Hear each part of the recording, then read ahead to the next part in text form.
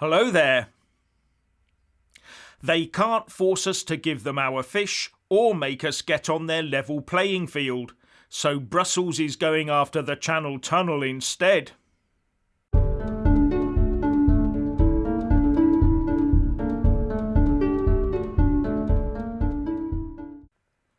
Firstly, please subscribe and like this video to give my channel a boost. And I'm always uploading new content, so please do check back daily. Looks like Brussels wants to take the whole Channel Tunnel infrastructure and put it under EU control and ECJ jurisdiction after Brexit is fully over. With The Sun reporting, Brussels has sparked a standoff with Britain by launching a power grab over the running of the Channel Tunnel. Eurocrats are demanding the continental rail link stays under EU law and the permanent oversight of Euro judges after Brexit.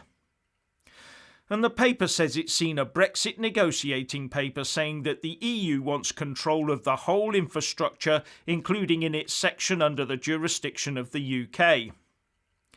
That sounds to me like the Eurocrats want sovereign control of the whole shebang, from Chunnel in Calais right through the tunnel, including under our own continental shelf, our coastline and our country, to end up in and including the UK Folkestone terminus. Meaning that the EU single market and customs union would end up at a border somewhere in Folkestone. Now, the construction and operation of the Channel Tunnel, or the Chunnel as some people like to call it, is based on the Treaty of Canterbury signed in 1986 between the UK and France. It was agreed by Margaret Thatcher and Francois Mitterrand, and the two countries' then Foreign Secretaries Geoffrey Howe and Roland Dumas.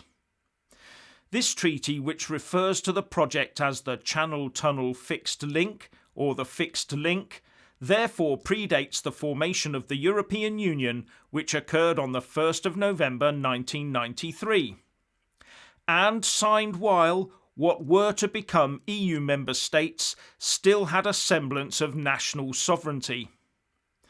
The treaty delineates where the borders and responsibilities of each side start and stop, and what should happen in times of emergencies and the like. It also covered responsibilities during the construction, when the two sides started drilling from their respective ends, up to and beyond when the two sets of drilling teams met in the middle. It also set up the Channel Tunnel Intergovernmental Commission that oversaw the construction of the fixed link and how it operates today. But The Sun is reporting that this treaty, and therefore presumably the UK statute law covering it, the Channel Tunnel Act of 1987, will become legally null and void at the end of the Brexit implementation period on the 31st of December. That would also presumably shut down the Channel Tunnel Intergovernmental Commission and make any contracts null and void. Like, say, the 99-year concession granted to Eurotunnel maybe. And the treaty is very clear about not interfering with these concessions and what happens if one side stops their operation for anything other than matters affecting the defence of the realm. It all seems a bit odd that an international treaty can be so easily tossed aside. Surely, if our leaving the EU makes this full international treaty null and void, then that treaty must have become legally surplus to requirements at some stage over the last 20 years or so. So why wasn't it updated or ditched? Does that mean that just because we joined the EU together and signed up to EU laws that allowed this treaty to persist, it would negate UK and French responsibilities under that treaty should one party leave the bloc? The sticking point, of course, is that all EC laws and EU laws since 1993 have covered the operations of the whole Channel Tunnel.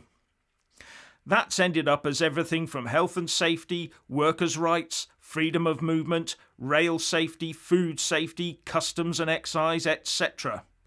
And Brussels will not want that to stop.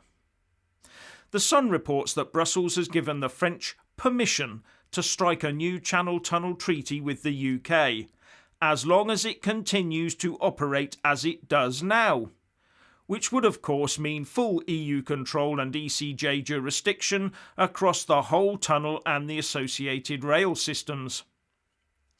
And the negotiating paper says that this new agreement would have to be fully compatible with EU law in all respects.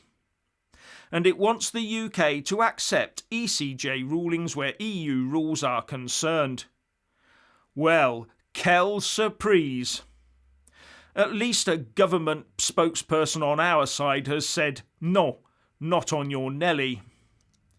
But the original Treaty of Canterbury already has a dispute resolution arrangement in place between the UK and the French. It says there shall initially be a consultation, but if that doesn't resolve it after 18 months, then an arbitral tribunal will be set up to settle it. And as France is bound by EU law in its part, then what's the problem? Also, as far as I can see, the only mention of anything that might give the EU a say over this treaty is where it says, "The two governments shall ensure that the concessionaires are free within the framework of national and community laws to determine their commercial tariffs and the type of service to be offered during the term of the concession." But it does not go any further than the tariffs and the type of service. And with Brexit, you could construe that to mean agreement between the EU-controlled French and the UK. So no wonder the EU is insisting it gets completely rewritten in their favour. Otherwise, they'd use it against us. And I'm surprised they haven't declared that the Treaty of Utrecht, which covers UK sovereignty over Gibraltar, hasn't also been declared null and void too. But just belonging to the EU causes the problems. Two supposedly independent nations sign a treaty between themselves. Then they get embroiled in a money and sovereignty sapping organisation that can just annul that treaty. Now try and tell me membership of the EU doesn't ultimately affect a member state's sovereignty. And for the French to be ordered to get a new treaty and get told what has to be in it, ouch. And if we give the EU an inch, they'd take the square mile. They'll be demanding the Falklands and the Isle of Wight next.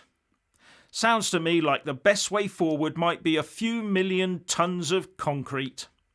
That'd make the problem go away.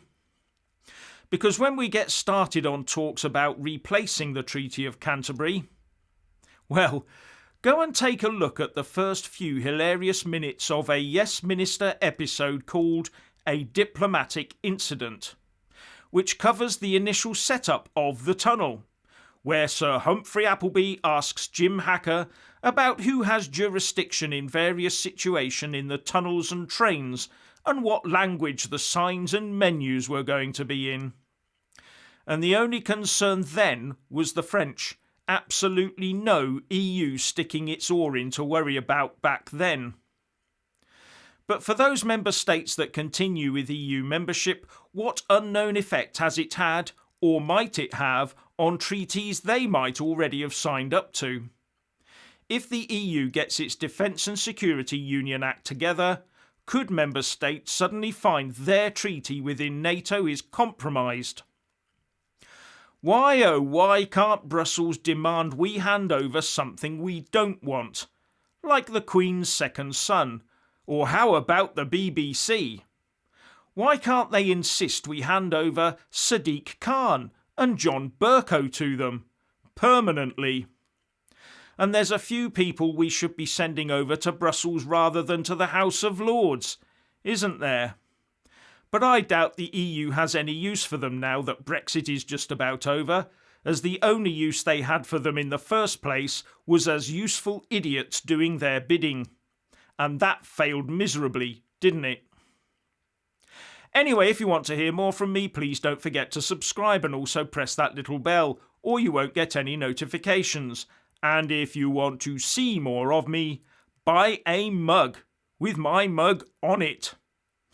So what do you think about the Channel Tunnel? Please share and comment, and thank you for watching.